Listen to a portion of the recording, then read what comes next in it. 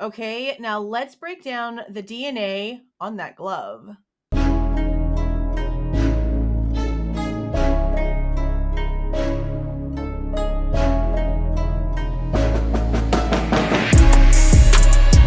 Hey guys, this is Jules with True Crime Reactions. Disclaimer, everything stated in this video is my opinion and my opinion only. And just like everything else in these cases we discuss here on this channel, everything is alleged. The Idaho student murder case is full of questions, the majority of them being around timeline and DNA. Ever since the ginormous drop of over 2,300 documents from the Idaho State Police came out regarding this case, we've learned a lot when it comes to the amounts of unknown DNA. Now, before these documents, we were told of a few different instances of unknown male DNA that were already being discussed and talked about and looked at, or shall I say, known about and shelved once somebody got a phone call from somebody else and no one gave a damn about anything else ever again.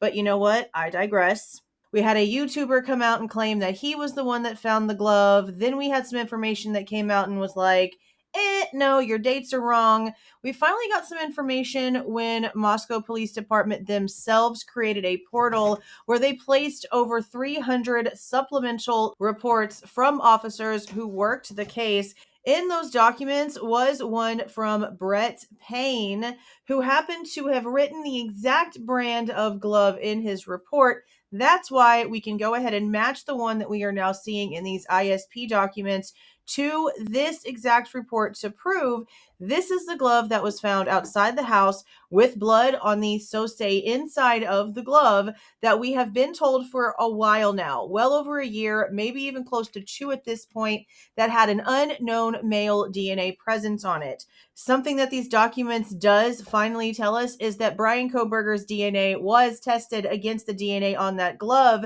and him and Ethan are both completely excluded. Let's go ahead and look at the details. Hold on, guys. Before we go any further into today's video, I need to tell you about today's video sponsor, Aura. I tell you guys about Aura quite a bit because it's actually a service that I believe in. I pay for it myself every month to keep my information safe, keep my kids' internet browsing safe, track my credit, keep my devices scanned. There's so many things that this service offers. And when you take a look at the services they do offer versus what other companies sort of like Aura offer as well, they definitely shine a lot brighter than the rest of these, I guess I'll say. If you want to go ahead and give this a shot so that you can see why I am constantly talking about Aura, get 2 weeks for free on me to give it a spin, put your information in, see what of yours is actually out there, because I promise you, you're not going to like it. You're going to want it out of there quickly, and they can help you do that too. That's what's so beautiful about Aura. So again, click the link down in the description box to get 2 weeks free on me, or go to aura.com/Jules. That's AURA.com/JULEZ to give Aura a try. Protect your information, man. People are out there to do the worst of the worst, and the worst, only you have your best interest at heart. Now back to the video. Now these are the notes. Like I said, it's going to be the same kind of breakdown that I did on the knife sheath. And again, 8 unknown DNA on the knife sheath alone. It's a problem. Also good for you to know going into this in case you didn't already know that little fun fact about this case. But again, this is for the glove that was found outside of the house that had blood on the inside of it. We're going to start with just a little bit of information regarding the report. And of course, I'll have the report itself up here on the screen. But on 11/24 of 22 in the evening time, this was after the 1700 hour, so in the very evening time, Brett Payne was actually driving around the route that they thought that the person took, and then started walking around the house, and then walked over to the house itself to talk to Officer Tesdell, who was, I think that's how you say his name, was standing in as scene security. Now, according to the report, about 25 feet in front of the front door in the parking lot area was this glove. And as you can also see per this report, this is a polar penguin glove, and he describes it exactly as it is in this photo here. It actually has the name of the glove right there on the very top, so you can't say that it's another glove. You can't think that it's anything else. It's got the brand on it. It's the glove that we have been wondering about for quite some time, because again, we were told in the January transcripts for the closed session that happened in January 2025, Brett Payne told Ann Taylor they had a lead suspect before they had Bryan Kohberger's name. And again, that's something else that these documents has very well proven. As a matter of fact, all the way up until June 2025, when I believe Jack Ducour's fingerprints that were just taken in like May of 2025 were actually put in for print comparison. My cats are playing, so that just shook and they're everywhere, and it just is what it is. But even in June of 2025, they have Bryan Kohberger's name listed as a suspect, but it's on line number 2. And what's on the line above Bryan Kohberger's name? Another suspect. The same redacted ass suspect's name that's been there since before Bryan Kohberger's name ever showed up on the freaking paperwork. Okay? No one's asking about that. No one's explaining that freaking conundrum. But what Brett Payne tells Ann Taylor in this session in January is that, again, lead suspect, then Bryan Kohberger's name. They then got more information in regarding these unknown DNAs, these unknown male DNAs. But because they had already received information from the FBI and was working on that, i.e., Bryan Kohberger's reverse engineered boo-boo we've got going on right now, they just put that over to the side. Let's put a pin in it, and they decided never to go back to it. So there's so many unanswered things here that even after 3 years, they never even bothered. I just don't get it. Now, this is the glove. This is the top side of the glove. This right here is the bottom side of the glove. I will go back and forth between these depending on which item we're discussing. As a whole, there was 17 total stains that they ended up doing testing on. 8 on the top side, which was 6 on the fingers, 1 on the cuff, and 1 on the top of the logo. And then there were 9 on the palm on this side of where the glove would go, 8 on the actual like rubber pieces, and then 1 on the cuff. The cuff is actually what the whole like inside of the glove seems to have been, but we'll get to that. Now, there was what they considered to be dried blood and like that kind of staining on it, on top of hair and fiber and plant debris and dirt. So it's very possible that when the glove maybe got there, it didn't have the plant debris and the dirt on it, but because it sat there for so long and then maybe had gotten stepped on because it was maybe underneath something, or I don't even know. But that maybe is why it has so much more dirty stuff on it. But the fact that there was so many different spots that tested positive for blood, like it would have had to have been inside the house or worn by somebody who was touching something like that. The one question that I do have, and I don't know right off the bat as I'm recording this video, is if there was any sort of cleanup that had happened, or like furniture that had stuff on it being moved by maybe somebody who was wearing this glove. And instead of it being packaged up and wrapped up, it was just like open and they just had their hands on it. And that's why it's got the staining on it. That again tests positive all over the freaking place. I don't know. But one thing that's super important to remember here is that both Ethan and Bryan Kohberger are completely excluded from this glove. So let's keep that in mind. I'm going to do 40.1 and 40.4 around each other. Well, hello. Because the major profile for 40.4, which is the inside of like the lip that touches your wrist, where it actually has a noticeable red stain on the green. That's what they meant by the inside. They swabbed like the literal inside surface of right where this lip is on the inside, barely on the inside of this glove.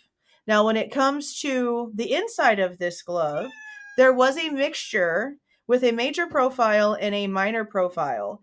The minor profile, they couldn't do anything with whatsoever. The major profile, it ended up being completely consumed. There's nothing left to it. Well, I'll just tell you now, everything has been consumed. There's nothing left of the sample. There's no extracts. There's literally nothing. There's no way at this point for them to, I guess, go back in and test this unless they can go back in and re-swab stuff. Like, why can't they go in and re-swab these things?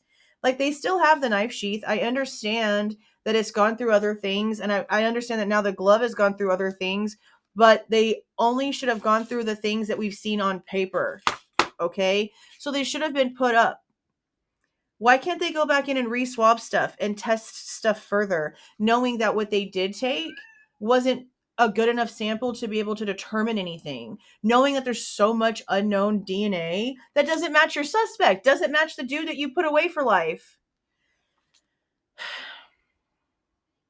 It just doesn't make sense to me. On the bottom piece of the palm, underneath the pointer finger, and on the inside of this cuff of the glove is where this exact same profile is. The major profiles of the inside one and the only profile found on the palm piece, they match each other. I don't understand why they didn't try to run 40.1 through CODIS. I could understand their excuse for 40.4 because it's a mixture, but they're saying that 40.1 was a single one. So I don't know why they didn't bother, or why it just tells you that it couldn't. It doesn't tell you why. Now 40.2 is on the same area, the palm area, but under the pinky this time. It's the purple box. It was a partial DNA with 2 alleles. But again, it was so low level that no conclusions could be made. And again, consumed, no extracts. They can't do anything else to figure out anything else because it's just poof gone. Now the last one is on the ring finger. So it's like on this portion right here of the right hand, on the right side of the ring finger. And it's a partial DNA again. This one's a single one though, not a double the way that the other one was. This one's a single, but everything else matches. Low level, no conclusions. Everything was consumed and there were no extracts. And again, I will reiterate, both Ethan and Kohberger have been excluded from the major profiles and anything else they could match them to. So Kohberger wasn't wearing it either, for those who need to hear that. But that's it about the glove. Again, this crime took place on November the 13th, and this did not happen. This glove was not found until 11 days later on the 24th. So there's a huge possibility that this was not there in the beginning and just somehow missed, that it probably belongs to someone who was helping maybe move furniture, maybe be able to move the bodies around, move stuff. I don't know. Somebody who was in the house doing something for it to have blood on it. I don't know any other reason for it to have that on the glove at a crime scene if it doesn't belong to the crime scene in some way. And again, because of how long, I can only assume it has nothing to do with the crime itself. I could be wrong, though. I could be wrong on freaking everything. I don't know. That's just my opinion. I do think I might put a FOIA in to see if there's maybe any body cam. I don't remember what the report said about Payne's body cam, but I do know that Tesdall was doing scene security, so he might have some body cam. Maybe one of them turned it on when it was found, because Tesdall does end up like helping Payne get it all bagged up, you know what I mean? So there might be something there. I might go ahead and put a FOIA in for that, just to see maybe the generalized area. I mean, I sort of get it in my head about where it was found, 25 feet in front of the door. But 11 days is a long time for a lot of different things to have gone on. And all of the reports are really discombobulated and all over the place. And I haven't had the time to put everything in order just yet. So I don't know what could have happened in that 11 days. But let me know what you guys are thinking about this down in the comments, especially since this glove is something that's being considered evidence in the courtroom for the defense. It is an interesting thought because of how far after the crime it actually took place. They would know better than us what all took place from crime scene to 11/24 in order for them to be able to tell if it's actually something to be using. Or is it just some more fluff?